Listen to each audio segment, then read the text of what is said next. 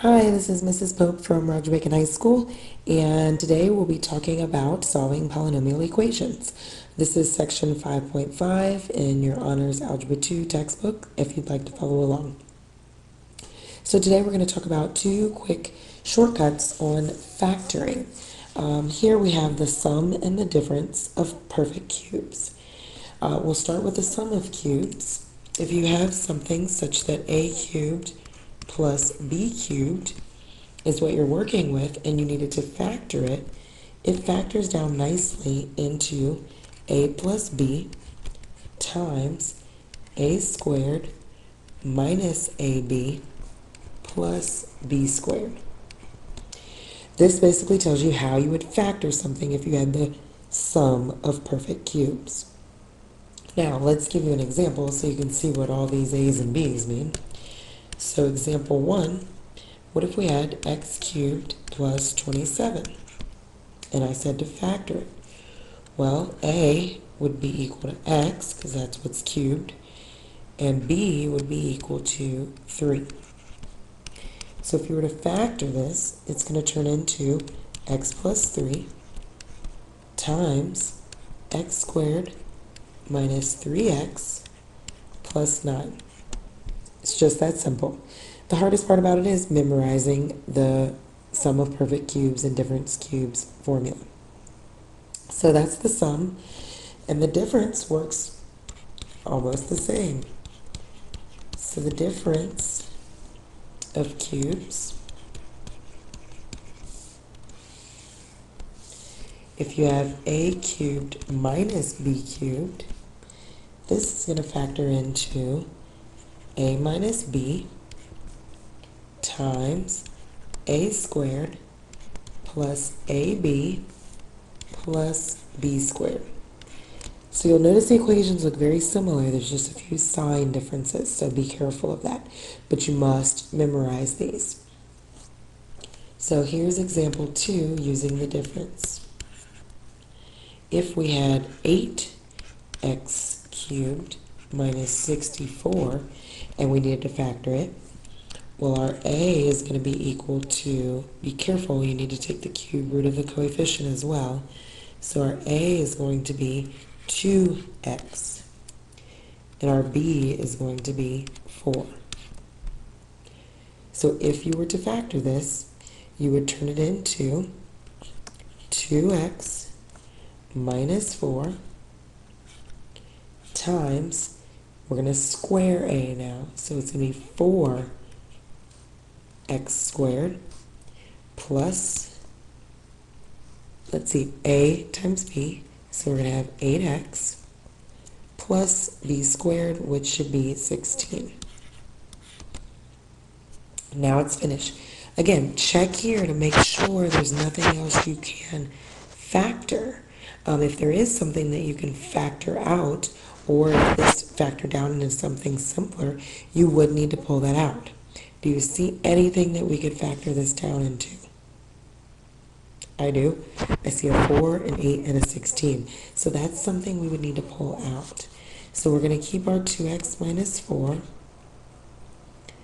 but then we're going to take out the 4, and we'll be left with x squared plus 2x plus 4. So now we need to think, is there anything else? Can I simplify anything else? Nope, I think we're good. So we're just going to go ahead and leave that one here. All right. Let's see, what else can we do? I'm going to give you something to practice on your own. And see what you get.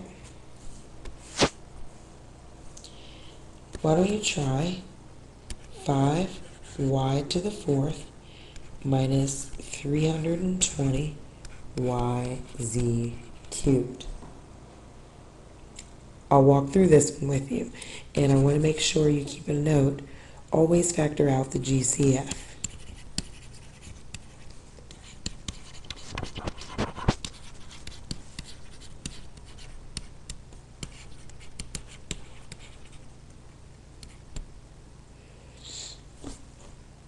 So if we factor out the GCF first, the greatest common factor, let's see, we can take a 5 out of here, and we can take a y out. So we'd be left with 5y on the outside.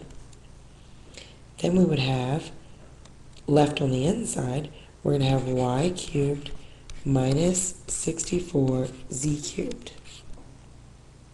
Well, that was great because now we're left with the difference of perfect cubes. So take a moment and pause and see if you can solve this one using the formula above. All right, you should be set back. Let's see what you got.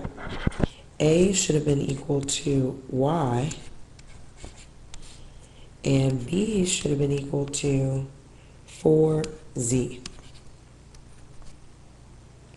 If we use these, we would end up with, let's keep our 5y,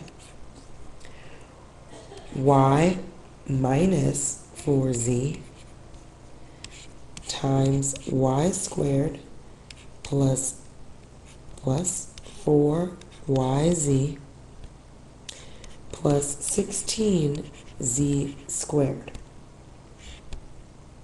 All right, see if there's anything else we can do. I don't think there is. I think it's in its simplest form. So this will be our final answer. All right, one more.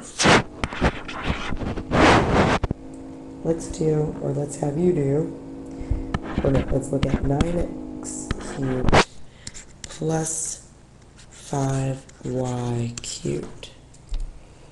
9x cubed plus 5y cubed. Well, I see they're not perfect squares. They're not the sum of perfect squares. Definitely not the difference.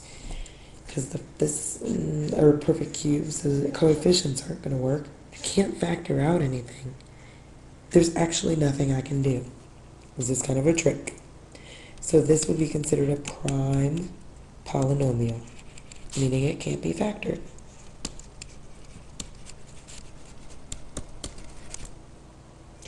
So that's what it means. If it's a prime polynomial, that means it can't be factored.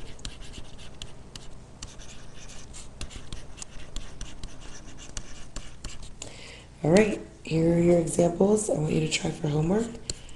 Why don't you try numbers 20 through 27. And then in numbers 26 and 27, I want you to factor by grouping.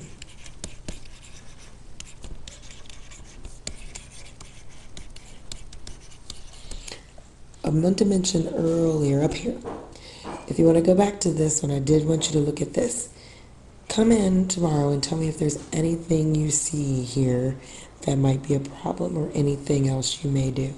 So see if there's anything else you would do there. See if I made a mistake or see if there's anything else I didn't finish. Hint, hint. And then come with these problems completed.